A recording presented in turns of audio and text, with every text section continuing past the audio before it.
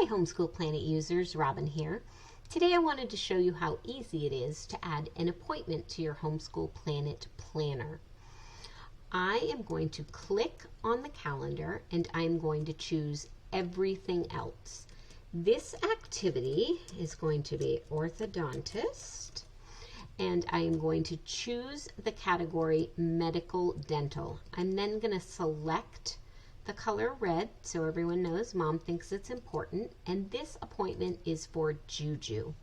It is Wednesday, May 8th, and the time is actually 11:30 a.m. and I expect us to be out of there in about an hour.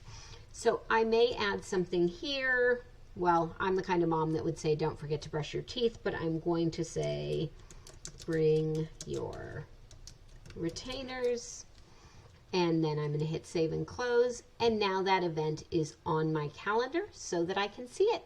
That's all there is. Have a great day.